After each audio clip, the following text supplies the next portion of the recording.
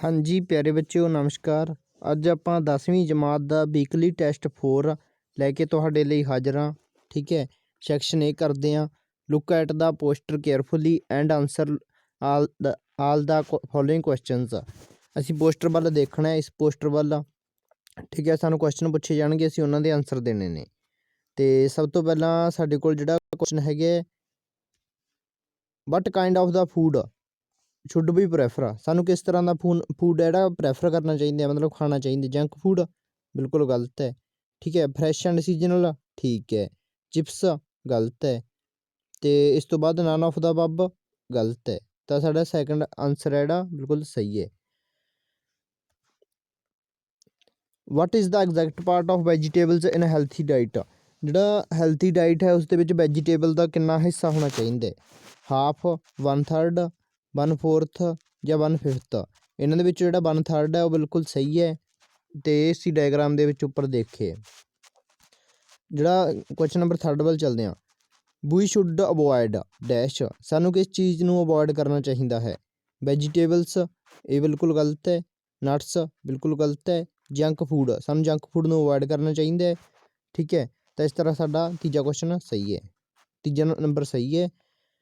तो what is fat is the good for our health, saturated fat, unsaturated fat, both A and B, none of the above. ये जिहड़ा असीं diagram दे विच साफ नहीं दिख रहा। ठीक है, इस करके इसका आंसर सानू नहीं पता लग्या, तो क्योंकि इस दे विच कुछ अखर नहीं दिस रहा। तो ये तुसीं खुद देखना है। क्वेश्चन नंबर 5 वाल चलते हैं। What is the most important activity to keep our body healthy, साडी सेहत नूं ठीक रखने दे लई सब तो महत्वपूर्ण एक्टिविटी किहड़ी है? एक्सरसाइज ठीक है भी, ठीक है। स्लीप ये भी हो सकती है। रीडिंग ये इन्ना नहीं है। स्पीकिंग ये भी नहीं है।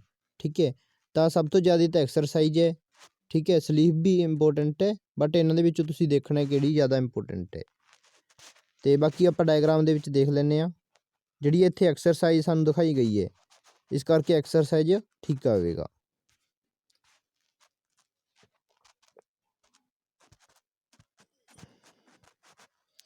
हुण पार्ट बी वाल चलते हैं। Section B English supplementary reader objective type questions. Question number part number 2 choose the right option of the following questions. Question number 1 Subhash was rice merchant, true और फॉल्स। जिहड़ा सुभाष सी सुविया इत्थे, ठीक है, Suvia was a rice merchant, Suvia सी जिहड़ा चौलां दा व्यापारी सी, ये बिल्कुल ठीक है। ठीक है, सुविया चौलां दा व्यापारी सी। Half of the rupees worth ये पार्ट दे विचों है। सैकेंड है सुविया हैड डैश चिल्ड्रन, सुविया दे किन्ने बच्चे सी?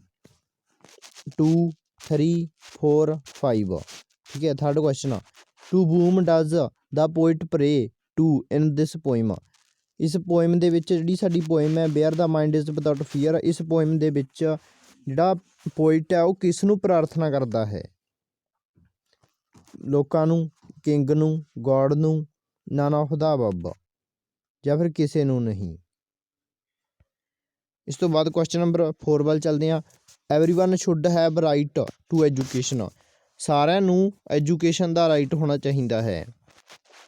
इस पोइम दे विच की यह गल कही गई है? ट्रू और फॉल्स है। जेकर सही लगता है सही, जेकर गलत लगता है गलत। Where the mind is without fear के विचों लिखना है।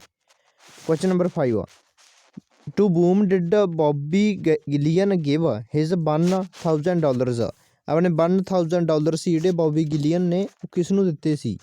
$1,000 लैसन दे विचों है बटलर नूं, मिस हायार्ड नूं, लॉयर्स नूं, वकीलां नूं, मिस लॉटा लॉरेंस नूं। ठीक है, तो इन्हां दे विचों तुसीं देखना है कि किहड़ा आंसर सही है, उस पर टिक लगा देनी है। इस तो बाद आपां चलते हैं क्वेश्चन नंबर 6 वाल। The blind man was selling dash on the back side, जिहड़ा ब्लाइंड मैन सी वो की सैल कर रहा सी, की बेच रहा सी बैक साइड दे उत्ते? $1,000 लैसन दे विचों है। ठीक है, ऑप्शनां साडियां कोल हैगियां ने बुक्स, पेंसिल्स, पेनस या नोटबुक्स। ठीक है, इस तो बाद आप चलते हैं सैक्शन सी वाल English main course book poetry. Question number 3 read the following stanza and answer the questions, इस पैरे नूं पढ़ना है। ठीक है, तो इस आंसर देने ने। सानूं एक पोइम का पैरा दिता गया है। where the mind is without fear and the head is held high, where knowledge is free, where the world has not been broken up into fragments by narrow domestic walls। ਠੀਕ ਹੈ। ਇਸ ਤੋਂ ਬਾਅਦ ਸਾਡੇ ਕੋਲ ਕੁਐਸਚਨ ਹੈਗੇ ਨੇ, name the poem and the poet. Name the poem ਕੀ ਹੈ, where the mind is without fear, ਸਾਨੂੰ ਪਹਿਲਾ ਵਾਰ ਦਿੱਤੇ ਹੀ ਗਏ। ਅਤੇ ਪੋਇਟ ਦਾ ਨਾਂ ਲਿਖਣਾ ਤੁਸੀਂ ਇਸਦਾ, what does the poet want to be free in his country. ਜਿਹੜਾ ਪੋਇਟ ਆ ਉਹ ਫਰੀ ਕਿਉਂ ਹੋਣਾ ਚਾਹੁੰਦਾ ਹੈ। What does the poet mean by narrow domestic walls. ਠੀਕ ਹੈ, ਇਹਨਾਂ ਨੈਰੋ ਡੋਮੈਸਟਿਕ ਵਾਲਜ਼ ਦਾ ਪੋਇਟ ਕੀ ਅਰਥ ਕੱਢਦਾ ਹੈ। ਇਸ ਤੋਂ ਬਾਅਦ ਆਪਾਂ ਚੱਲਦੇ ਹਾਂ ਇਹਦੇ ਹੋਰ ਕੁਐਸਚਨ ਜਿਹੜੇ, write the central idea of the poem where the mind is without fear. ਸਾਨੂੰ ਜਿਹੜੀ ਪੋਇਮ ਹੈ ਇਸਦਾ ਸੈਂਟਰਲ ਆਈਡੀਆ ਲਿਖਣਾ ਹੈ where the mind is without fear ਦਾ। ਹੁਣ ਆਪਾਂ ਚੱਲਦੇ ਹਾਂ ਸੈਕਸ਼ਨ ਡੀ ਵੱਲ, ਰੀਟਰਾਂਸਲੇਸ਼ਨ। ਟਰਾਂਸਲੇਸ਼ਨ ਕਰਨੀ ਹੈ, choose the correct translation of the following sentences Punjabi to English. ਇਸ ਦੀ ਆਪਾਂ ਨੇ ਸਹੀ ਟਰਾਂਸਲੇਸ਼ਨ ਚੁਣਨੀ ਹੈ। ਸਾਨੂੰ ਪਹਿਲਾ ਸੈਂਟੈਂਸ ਦਿੱਤਾ ਗਿਆ ਹੈ, ਮੈਂ 2 ਘੰਟੇ ਤੋਂ ਪੜ੍ਹ ਰਿਹਾ ਹੋਵਾਂਗਾ। I shall have been reading for 2 hours, we shall have been reading for 2 hours। ਇੱਥੇ ਮੈਂ ਲਿਖਿਆ, ਠੀਕ ਹੈ, ਇਸ ਕਰਕੇ ਆਪਾਂ ਇੱਥੇ we ਨਹੀਂ ਲਿਖਾਂਗੇ, ਇਹ ਗਲਤ ਹੈ। they shall have been reading for 2 hours, ਇੱਥੇ they ਵੀ ਨਹੀਂ ਲਿਖਾਂਗੇ ਕਿਉਂਕਿ ਮੈਂ ਦੇ ਲਈ they ਅਤੇ we ਸ਼ਬਦ ਨਹੀਂ ਆਉਂਦੇ। we shall have been, ਇੱਥੇ they we ਲਿਖਿਆ, ਠੀਕ ਹੈ, ਤਾਂ ਕਰਕੇ ਇੱਥੇ ਵੀ ਅਸੀਂ ਗਲਤ ਮੰਨਾਂਗੇ, ਤਾਂ ਆਪਸ਼ਨ ਨੰਬਰ 1 ਬਿਲਕੁਲ ਸਹੀ ਹੈ। ਕਦੇ ਝੂਠ ਨਾ ਬੋਲੋ, ਆਲਵੇਜ਼ ਟੈਲ ਏ ਲਾਈ, ਆਲਵੇਜ਼ ਟੈਲ ਏ ਲਾਈ ਇੱਥੇ ਗਲਤ ਹੋ ਗਿਆ। ਨੈਵਰ ਟੈਲ ਏ ਲਾਈ ਇਹ ਬਿਲਕੁਲ ਠੀਕ ਹੈ। ਐਵਰੀਵਨ ਸ਼ੁੱਡ ਟੈਲ ਏ ਲਾਈ ਗਲਤ ਹੈ। ਨੋਬਡੀ ਸ਼ੁੱਡ ਟੈਲ ਏ ਲਾਈ, ਠੀਕ ਹੈ। ਉਸਨੂੰ ਬੋਲਣ ਦਿਓ, ਉਸਨੂੰ ਬੋਲਣ ਦਿਓ। He should speak, he should not speak ਇਹ ਤਾਂ ਬਿਲਕੁਲ ਆਪੋਜ਼ਿਟ ਹੋ ਗਿਆ। Let him speak, we all should speak, ਅਤੇ ਵੀ ਆਲ ਸ਼ੁੱਡ ਸਪੀਕ ਦਾ ਹੋਰ ਹੀ ਅਰਥ ਬਣ ਗਿਆ। ਅਤੇ ਅਸੀਂ ਫਸਟ 'ਤੇ ਇਹਦੇ ਵਿੱਚੋਂ ਦੇਖਣਾ ਕਿ ਕਿਹੜਾ ਸਹੀ ਹੈ, ਉਸ 'ਤੇ ਟਿਕ ਲਗਾ ਦੇਣੀ ਹੈ।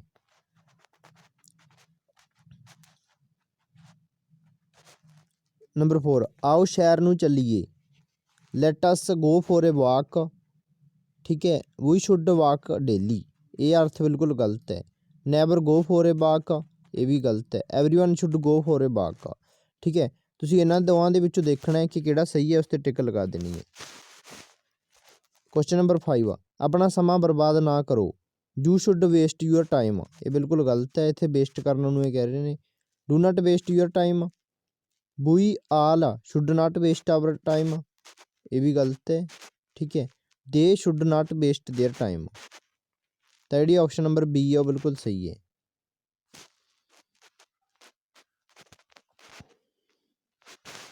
ਇਸ ਤੋਂ ਬਾਅਦ ਆਪਾਂ ਸੈਕਸ਼ਨ ਡੀ ਕਰਦੇ ਹਾਂ, ਠੀਕ ਹੈ। Paragraph and letter writing. ਸਾਡੇ ਕੋਲ ਇਹ ਦਿੱਤਾ ਗਿਆ, develop a paragraph of not more than 100 words based on the outline given below. ਸਾਨੂੰ ਨਾ ਇੱਕ ਆਊਟਲਾਈਨ ਦਿੱਤੀ ਗਈ ਹੈ, ਇਹਦੇ ਵਿੱਚੋਂ ਅਸੀਂ 100 ਨੰਬਰਾਂ ਤੱਕ ਦਾ 100 ਸ਼ਬਦਾਂ ਤੱਕ ਦਾ ਅਸੀਂ ਪੈਰਾ ਬਣਾਉਣਾ ਹੈ। An Indian festival dash India known for festivals, Diwali Hindu festival, Lord Rama people clean their houses and shops, light their houses and send greetings, presents worships goddess Lakshmi, children explode crackers, some people gamble must put be on their end, ਠੀਕ ਹੈ। ਅਤੇ ਸਾਨੂੰ ਇਹ outline ਦਿੱਤੀ ਗਈ ਹੈ, ਇਸ ਦੇ ਵਿੱਚੋਂ ਅਸੀਂ ਪੈਰਾ ਬਣਾਉਣਾ ਹੈ 100 ਸ਼ਬਦਾਂ ਤੱਕ ਦਾ। ਦੀਵਾਲੀ ਦਾ ਲੇਖ ਹੈ ਇਹ।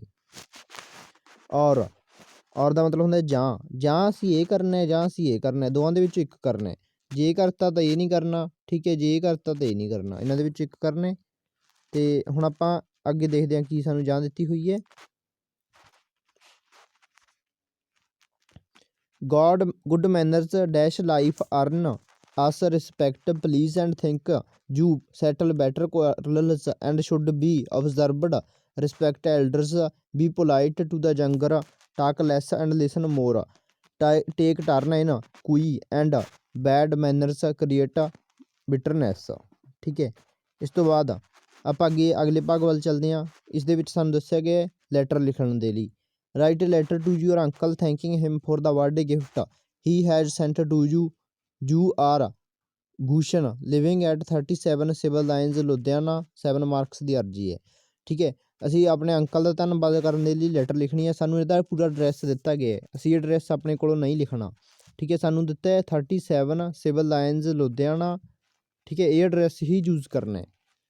ਅਤੇ ਜਾਂ ਸਾਡੇ ਕੋਲ ਔਰ ਦਿੱਤੀ ਹੋਈ ਹੈ, ਜਾਂ ਅਸੀਂ ਆਹ ਕਰਨੀ ਹੈ, ਫਿਰ ਇਹ ਨਹੀਂ ਕਰਨੀ, ਠੀਕ ਹੈ, ਜੇ ਇਹ ਕਰਤੀ ਤਾਂ ਇਹ ਨਹੀਂ ਕਰਨੀ।